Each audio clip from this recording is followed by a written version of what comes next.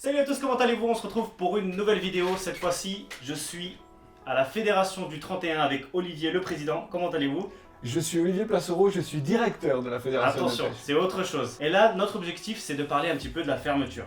Oui. Un sujet qui est pas tabou, mais très sensible et que beaucoup de gens ne maîtrisent pas. J'avais une première question à te poser, Olivier. C'est pourquoi y a-t-il une fermeture? Alors la fermeture de la pêche, c'est quelque chose qui à la base est historique. En fait, la plupart des pêches de loisirs, partout dans le monde, la plupart des pêches de loisirs ont des périodes de fermeture. En France aujourd'hui, nous n'avons plus de période de fermeture pour les cyprinidés, par exemple, ou pour la pêche du poisson blanc. Il faut savoir qu'il y a encore quelques années, ça existait. Il y avait même une fermeture pour le goujon, par exemple, que certains ont connu. Aujourd'hui, les pêches qui conservent une fermeture en France sont majoritairement donc, les salmonidés et les carnassiers. Si on en vient plus précisément aux carnassiers, cette fermeture de la pêche, il faut savoir qu'elle est basée et qu'elle est organisée autour de la biologie du brochet. C'est le brochet qui sert de référence pour les limites habituelles de fermeture de la pêche des carnassiers. Et ensuite, certains départements peuvent y rajouter, on va dire, des rallonges qui peuvent être liées à la biologie locale et notamment à la biologie de certains autres carnassiers qu'on souhaite également protéger. Mais de manière générale, donc, il faut savoir que cette notion est avant tout historique et qu'elle est liée au fait de traditionnellement considérer qu'on laisse les poissons tranquilles pendant leur période de reproduction.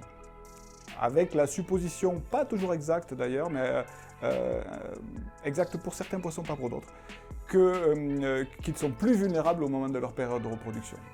Je dis ça parce que c'est très variable en fait. Le brochet par exemple, contrairement au sandro black bass, ne défend pas son nid et donc ne va pas être agressif sur la frayère et notamment post-ponte, alors que le black bass ou le sandre vont l'être. Mais à l'inverse, le brochet a une vulnérabilité particulière à l'approche de la période de reproduction, qui est surtout une vulnérabilité en fait qui était liée historiquement à l'utilisation des pêches aux engins, des nasses et des choses comme ça, parce qu'il va chercher à remonter des fossés, des petits cours d'eau, à remonter dans des zones marécageuses très peu profondes dans lesquelles se trouvent des herbiers, où il va être plus vulnérable, ou être plus facilement attrapé à une nasse, ou éventuellement capturable par des prédations plus rustiques, type fourche, épuisette, etc. Et donc traditionnellement, il était convenu qu'on les laissait tranquilles pendant cette période-là. Et là, ça ne concernait pas que la pêche à la ligne, d'ailleurs, pour être honnête.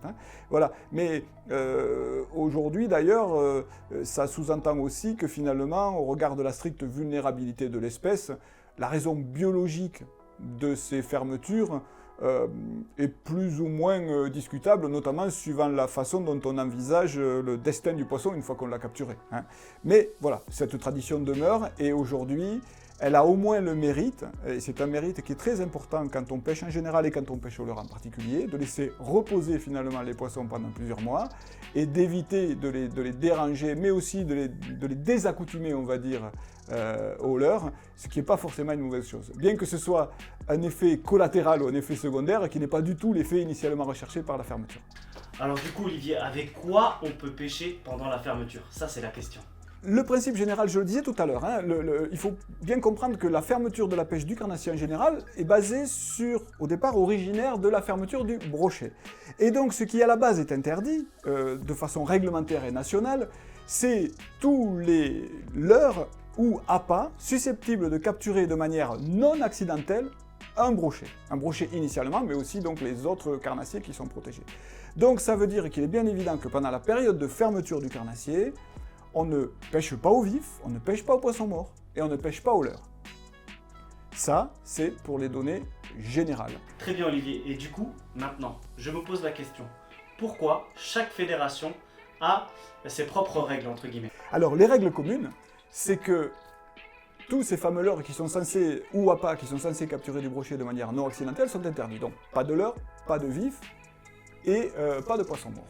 Mais à l'intérieur de ça, nous savons très bien qu'au fur et à mesure que la pêche s'est modernisée et a évolué, il y a eu notamment du côté de l'artificiel, notamment du côté des leurres, il y a eu beaucoup de choses qui ont progressivement été inventées pour lesquelles il devenait de plus en plus difficile ou de plus en plus subtil de définir dans quelle mesure c'était vraiment un leurre, dans quelle mesure c'était un appât, et si c'était un leurre, est-ce que c'était vraiment un leurre qui ciblait spécifiquement tel ou tel carnassier ou pas, etc. Ce qui fait que, suivant les départements, les interprétations qui ont été faites de ce règlement peuvent être un peu différentes sur des bases qui sont fondées, et qui sont fondées notamment sur le fait de savoir si c'est l'ensemble des carnassiers qui sont fermés, ou si c'est seulement le brochet, par exemple. Et donc, à ce moment-là, dans certains départements, notamment ceux dans lesquels la perche ou le sandre ne sont pas fermés, il y a parfois quelques variantes autour des pêches maniées ou autour de certains types de leurres qui sont considérés comme ne ciblant pas spécialement le brochet et qui à ce titre demeurent autorisés. Et à l'inverse, il y a des départements où la totalité des carnassiers sont fermés, brochet, sandre, perche, black bass. Et dans ces départements-là, souvent, le sens de leurre est pris au sens très large et tout ce qui ressemble de près ou de loin à un leurre est considéré comme interdit pendant la période de fermeture du carnassier. Dans le cas précis, par exemple, de la pêche en Haute-Garonne, où non seulement le brochet est fermé, mais aussi le sandre, la perche et le black bass, en Haute-Garonne, nous n'autorisons pas, par exemple, des leurres de type plomb-palette, ou des leurres qui peuvent être apparentés à des formes de poissons sans en être vraiment. Donc en Haute-Garonne, c'est très clair. Ce qui est autorisé seulement, c'est les pêches maniées avec des appâts qui ne sont pas des poissons ou qui n'en imitent pas la forme. Et donc quand on a fait le tour de la question, on s'aperçoit qu'il ne reste que le verre, en fait. Donc ça veut dire que les pêches au verre manié sont autorisées, y compris si le verre est artificiel, sous réserve que ce soit bien un verre artificiel et pas une imitation de poisson, hein, mais bien un verre au sens strict. Et à ce moment-là, c'est autorisé, mais si on attrape un carnassier en général et même une perche en particulier qui peut être plutôt ciblée par ce genre de technique, elle doit de toute façon être relâchée, puisque l'espèce en tant que telle est fermée pendant cette période-là.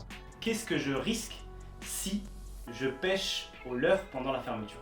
La pêche en temps de fermeture, comme toutes les pratiques de pêche illicites est sanctionnable par un procès verbal et qui peut être relevé donc par un garde-pêche notamment. Pas seulement, mais notamment. Et donc ça veut dire que dans le cas de la pêche en temps de fermeture, les barèmes ne sont pas tous les mêmes suivant les départements, mais vous savez, dans tous les cas, de toute façon, on est sur une infraction qui, si on ajoute ce qui concerne le pénal et ce qui concerne le civil, dépassera forcément la centaine d'euros et pourra même s'approcher très souvent du double. Voilà de quoi il s'agit. Donc ça n'est pas tout à fait une petite affaire à prendre à la légère.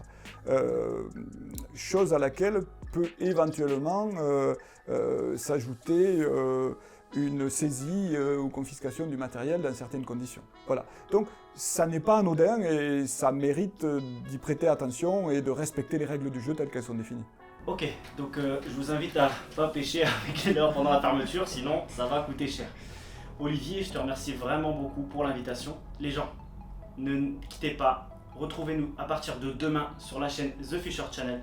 Il y a une autre question qu'on va poser ensemble, qu'on va aborder ensemble, donc vous avez le lien directement dans la description. Merci Olivier, et puis continuez à pêcher. Bye bye.